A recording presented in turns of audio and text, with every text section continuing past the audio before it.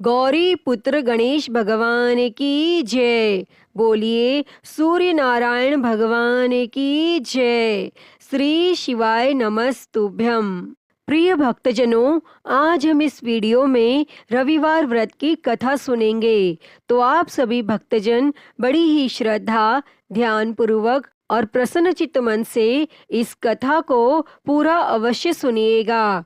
तो सभी प्रेम से बोलिए सूर्य नारायण भगवान की जय। एक समय की बात है, एक बार एक ब्राह्मण था। वह सूर्य देव का भक्त था। हर रोज नहाता और सूर्य भगवान की पूजा करता था।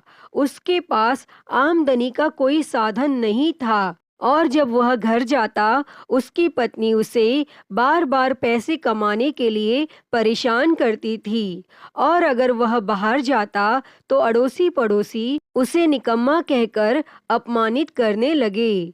तब एक दिन वह नहा धोकर सूर्य भगवान की पूजा की सामग्री लेकर जंगल में चला गया और वहां एक सूखे पीपल के पेड़ के नीचे बैठकर उसने सूर्य भगवान की पूजा की और कथा कही। और वहीं पीपल के पेड़ के पास एक सूखा हुआ तालाब भी था। उसमें थोड़ा सा ही पानी था और उसी पानी से लोटा भरकर उसने सूर्य भगवान को अर्घ दिया और पूजा का जल बहकर पीपल और सूखे हुए तालाब दोनों में चला गया और जल के जाते ही सूखा हुआ पीपल का पेड़ हरा भरा हो गया और सूखा हुआ तालाब साफ पानी से भर गया और उस जल में सूर्य भगवान दिखाई देने लगे और कहने लगे, ब्राह्मण मांग, तू क्या मांगता है। और जब ब्राह्मण ने सूर्य देव की आवाज सुनी तो वह घबरा गया और सोचने लगा कि इस पीपल में कोई भूत रहता है। तब हर रोज जब वह पूजा करता तभी आवाज आने लगी और यह सुनकर वे चिंतित होकर दुबला होने लगा। और ब्राह्मण की पत्नी कभी कभी उससे मिलने जंगल में जाती थी। एक दिन उसने अपने पति से पूछा, आप हर रोज दुबले क्यों होते जा रहे हैं। तब ब्राह्मण ने भूत वाली बात अपनी पत्नी को बताई। इस पर ब्राह्मणी बोली, आपके पूजा करने के बाद ही आवाज आती है ना। मुझे तो लगता है कि सूर्य भगवान स्वयं आते हैं और इस बार जब वह आवाज आए तो आप सब कुछ मांग लेना। तब ब्राह्मण बोला, मैं क्या मांगूं, कैसे मांगूं। तब ब्राह्मणी ने कहा कि इस बार वे कहें तो उनसे कहना, मेरे घर में अन्न धन लक्ष्मी की कभी कमी ना हो, 9 मंजिल का महल हो जो हाथी घोड़ों दास दासियों नौकर चाकरों से भरा हो, घर में किसी प्रकार की कोई कमी ना हो, बेटे पोतों बहुओं और बेटी जमाइयों से घर भरा हो, मेरी और मेरी ब्राह्मणी का स्वास्थ्य 12 बरस के बच्चे जैसा हो, सोने चांदी मोतियों से घर भरा हो। और तब अगले दिन जब सूरज भगवान बोले तो ब्राह्मण ने उसी तरह से मांग लिया। तब भगवान बोले, देखने में तो ब्राह्मण भोला सा दिखता था, लेकिन मांग तो बहुत लिया, लेकिन कोई बात नहीं, जा तेरे सब कुछ ऐसा ही हो जाएगा। और जब वह वापस आया तो उसकी टूटी झोपड़ी और बूढ़ी ब्राह्मणी बहुत कुछ नहीं था। उसकी जगह एक सुंदर सा महल खड़ा था जिसमें सजी धजी उसकी ब्राह्मणी खड़ी थी। तब ब्राह्मणी ने उसे देखते ही आवाज दी और बोली, आ जाओ, यह हमारा ही घर है। आपने सूरज भगवान से जो भी मांगा था वह सब कुछ उन्होंने हमें दे दिया है। तब ब्राह्मण बोला कि हम इतने धन का क्या करेंगे। तो ब्राह्मणी बोली, धन से क्या नहीं होता, हमारी कन्याओं का विवाह करेंगे और ब्याही हुई कन्याओं के गौने करेंगे। और फिर उन्होंने जीमने के लिए ब्राह्मणों को बुलाया, पान और फूल देकर बुलावा भेजा। जिमाने के बाद सोने का टका दक्षिणा में दिया।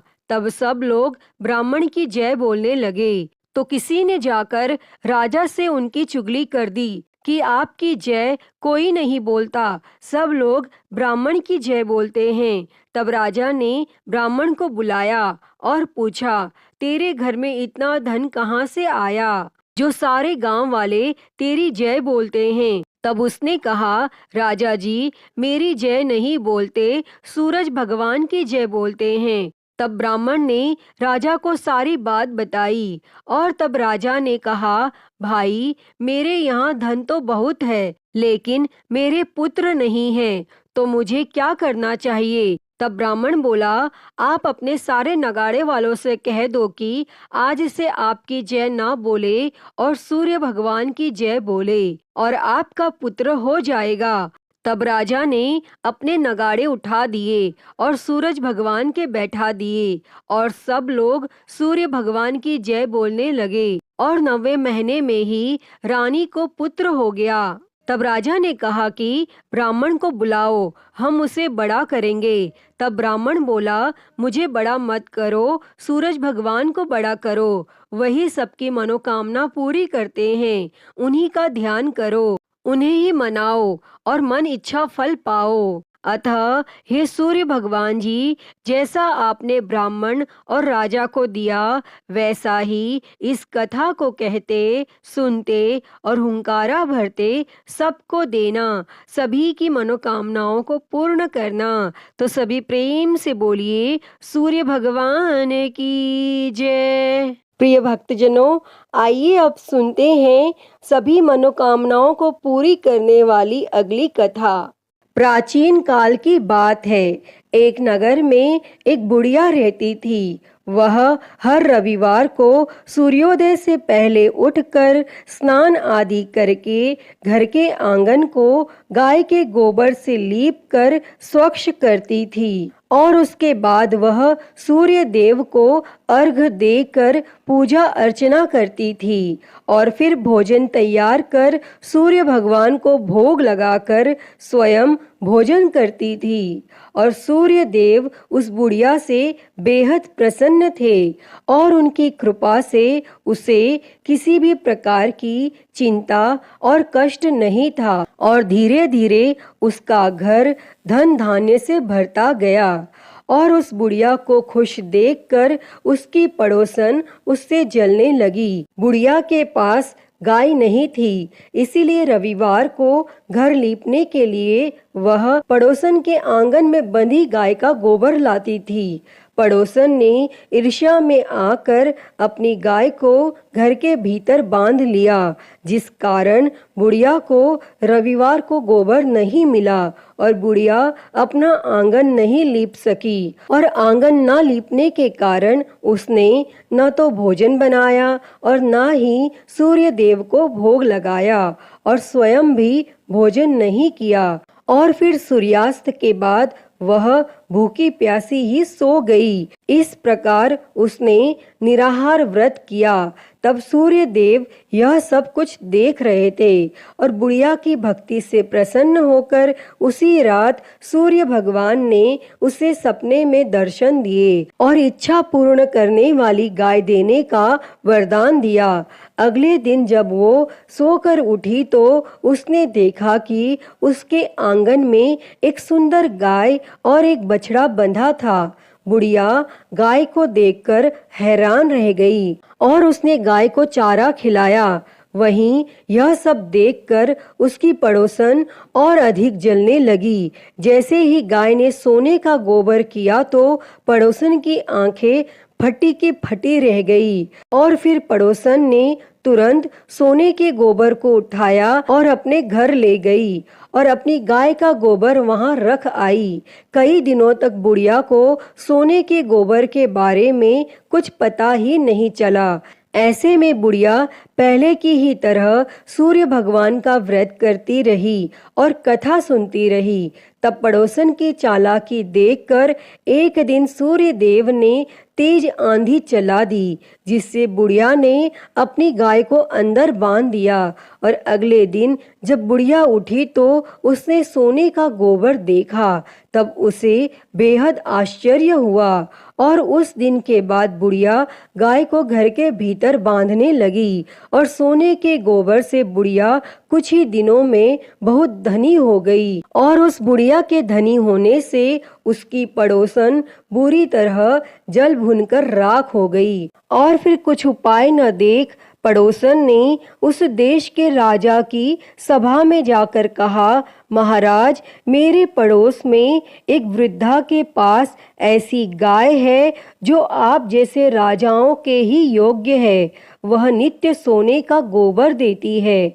आप उस सोने से प्रजा का पालन करिए। और वह वृद्धा इतने सोने का क्या करेगी? तब राजा ने यह बात सुनकर अपने दूतों को वृद्धा के घर से गाय लाने की आज्ञा दी। और वृद्धा प्रातः ईश्वर का भोग लगा भोजन ग्रहण करने ही जा रही थी कि राजा के दूत गाय खोलकर ले गए। और वह बुढ़िया काफी रोई चिल्लाई, किंतु उन दूतों के समक्ष कोई क्या कहता। और उस दिन उस बुढ़िया ने गाय के वियोग में भोजन भी नहीं खाया और रात भर रो रो कर सूर्य भगवान से गाय को पुनः पाने के लिए प्रार्थना करती रही। और वहाँ राजा गाय को देखकर बहुत प्रसन्न हुआ। लेकिन सुबह जैसे ही उठा, सारा महल गोबर से भरा दिखाई देने लगा। तब राजा यह देख घबरा गया। और सूर्य देव ने रात्रि में राजा को स्वप्न में दर्शन देते हुए कहा कि हे राजा, गाय उस बुढ़िया को लौटाने में ही तेरा भला है। उसके रविवार के व्रत से प्रसन्न होकर मैंने उसे गाय दी थी। तब प्रातः होते ही राजा ने उस बुढ़िया को बुलाकर बहुत से धन के साथ सम्मान सहित गाय और बछड़ा लौटा दिया और उसकी पड़ोसन को बुलाकर उसे उचित दंड दिया। और इतना करने के बाद राजा के महल से गंदगी दूर हो गई। तब उसी दिन से राजा ने नगरवासियों को आदेश दिया कि राज्य की तथा अपनी समस्त मनोकामनाओं की पूर्ति के लिए रविवार का व्रत रखा करो। तब व्रत करने से नगर के लोग सुखी जीवन व्यतीत करने लगे। कोई भी बीमारी तथा प्रकृति का प्रकोप उस नगर पर नहीं होता था। सारी प्रजा सुख से रहने लगी। अतः हे सूर्य देव जी, जैसी कृपा आपने उस बुढ़िया पर की, वैसी ही कृपा इस कथा को कहते, सुनते और हुंकारा भरते सब पर करना। तो सभी प्रेम से बोलिए सूर्य भगवान की जय। तो प्रिय भक्तों, मैं उम्मीद करती हूँ कि आपको यह कथा पसंद आई होगी। और अगर वीडियो अच्छी लगी हो तो इसे लाइक करें, ज़्यादा से ज़्यादा शेयर करें और कमेंट में सूर्य भगवान की जय लिखना ना भूलें। और हरिहर भक्ति चैनल को सब्सक्राइब कर नोटिफिकेशन बेल को ज़रूर ऑन कर लें। हर हर महादेव। धन्यवाद।